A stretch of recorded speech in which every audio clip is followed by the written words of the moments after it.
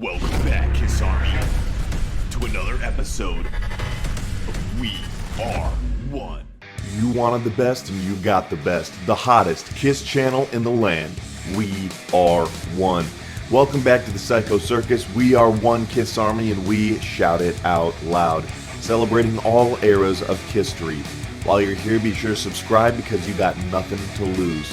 Be like Ace and give this video a thumbs up and hit that bell so no matter if it's tomorrow or tonight, you can get all you can take. It's kissing time once again, so let's raise our glasses and get into today's video. Productivity as a band was all about keeping our heads above water.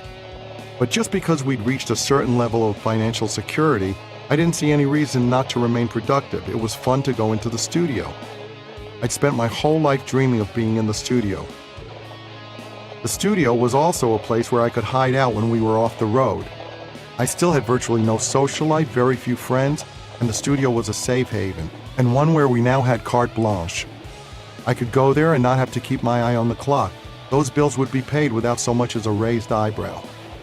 When Destroyer had come out earlier that year, the album had thrown some people because it didn't sound like us live. But it did capture the essence of what we did, by creating a cinematic feel that represented the magnitude of our shows, even if it didn't recreate the sound of our shows. Bob Ezrin had enhanced and broadened our sound. He had magnified the four characters. But when we asked people around us what they thought of it, they sometimes said things like, "It's different." Different is not a good word in that context. It's a word people use when they can't make up their minds whether they like something or not.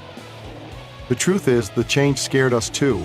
Maybe we didn't want to have a nanny this time around either, someone telling us how to do everything and blowing a whistle in our faces. We figured we'd done our apprenticeship, and Peter and Ace certainly had no desire to work with Bob again. We decided to try a more meat and potatoes approach, go back to basics. The first thing we did was contact Jack Douglas, who had produced Aerosmith's three most recent albums, Get Your Wings, Poison the Attic, and Rocks. The problem was that Jack was friends with Bob, and he turned around and told Bob we had asked him. It wasn't tactful on Bill's part not to tell Bob first. The whole thing blew up, and we felt like we'd been caught hitting on a friend's girlfriend. Then came the idea of going back to Eddie Kramer because Alive had been so good. We rented the Star Theater in Nanuet, New York, outside the city, but close enough that we could all go home at night. Eddie came on board, and we retreated to familiar territory as fast as we could. Even though Eddie was from South Africa, he had the air of an English gentleman. He was part of the heritage we all loved.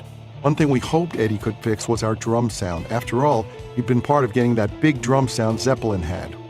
He had Peter set up in the theater itself while we played in a studio elsewhere in the building. We linked Peter in by video camera. In theory, even a chimpanzee beating on pots and pans could sound thunderous in the right environment. But still, the drum sounded tinny. Soon, however, I came to the conclusion that in Zeppelin's case, John Bonham was that sound, and Peter Criss would never be John Bonham.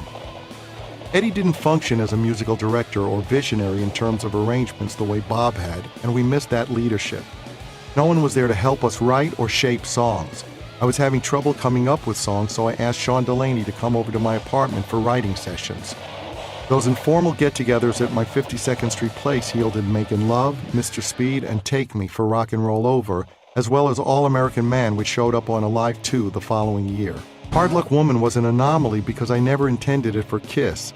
I didn't see songwriting as an exercise, and normally, I was good at self-editing. If I didn't think a song had a place on a Kiss album, I didn't bother to finish it. But I was still fascinated by trying to figure out what made certain songs by other people tick. I'd been listening to Rod Stewart's Maggie May and You Wear It Well with that in mind and decided to try my hand at something similar. The lyrical spark came from someplace completely different, a song called Brandy by Looking Glass that was about a sailor's daughter who worked at a bar. Once I finished the song, I couldn't imagine Kiss doing it. I planned to try to get it to Rod to see whether he wanted to record it. But with Beth doing so well that fall, Eddie Kramer and Gene both thought the song would make a logical follow-up for Kiss. And since Peter had that type of raspy voice like Rod's, we figured he should sing it. I had to record a vocal for Peter to follow, and again, he took many takes to provide enough material to cobble together a finished version. The situation within the band had deteriorated, even in the space of 6 months since we made Destroyer. Peter brought in a cassette with a disjointed sketch of a song called Baby Driver. He always brought tapes with recordings he'd done with co-writers because he couldn't play us a song any other way since he didn't play any instruments. Peter lashed out when we worked on his songs, but the problem wasn't that Gene and I rewrote his song. There was leeway because, hey, we wanted a Peter song. That was part of the image of Kiss, and now because of Beth, Peter expected to write the songs he sang instead of singing mine, Gene's, or Ace's. But even with the additional wiggle room as far as quality, we couldn't let his stuff undermine the integrity of a record. Of course, for Peter's co-writer, getting a song credit on a Kiss album was a gravy train, so Peter always pushed his buddies' ideas and made a stink if anyone suggested they weren't quite up to scrub. Peter spent all his emotional energy worrying about his place in the hierarchy without the ability to be honest with himself about the quality of what he brought to the table. Ace was a shadow of his former self. He had been a bright light that looked as if it could explode. He had the talent to be as good as he thought he was. The potential was there for him to have been one of the all-time greats.